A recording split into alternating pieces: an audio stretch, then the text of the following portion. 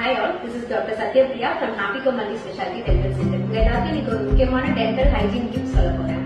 நார்மலா எல்லாரும் டூத் பிரஷை எங்க வச்சு யூஸ் பண்றோம்ன்றது ரொம்ப இம்பார்ட்டன்ட். நீங்க உங்க பாத்ரூம்ல எஸ்பெஷலி டாய்லெட் பக்கத்துல வச்சு யூஸ் பண்றீங்க அப்படின்னா ஒவ்வொரு டைம் நீங்க உங்க டாய்லெட்டை ஃப்ளஷ் பண்ணும்போது அதுல இருக்க ஜெம்ஸ் வந்து உங்க பிரஷ்ல போய் டிரான்ஸ்ஃபர் ஆகி உட்காரதுக்கு சான்சஸ் இருக்கு.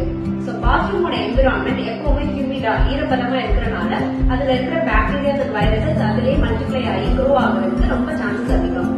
அந்த பிரஷ் எடுத்து நீங்க யூஸ் பண்ணீங்கன்னா உங்களுக்கு நிறைய ஹெல்த் இஷ்யூஸ் வரதுக்கு சான்சஸ் இருக்கு.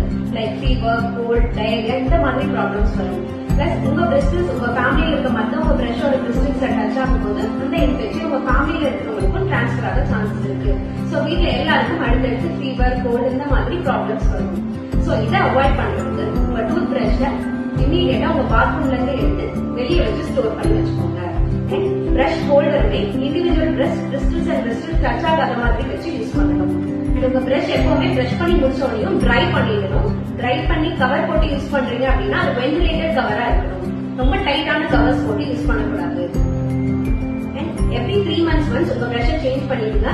ஃபீவர் அண்ட் கோல்ட் வந்துச்சுன்னா இமீடியட்டா அது கியூர் ஆனோடனே உங்க பிரஷை சேஞ்ச் பண்ணிடணும். இந்த மாதிரி ஹெல்ப்ஃபுல்லான டிப்ஸ் தெரிஞ்சுக்கிறதுக்கு நம்ம இன்ஸ்டாகிராம் பேஜை ஃபாலோ பண்ணுங்க.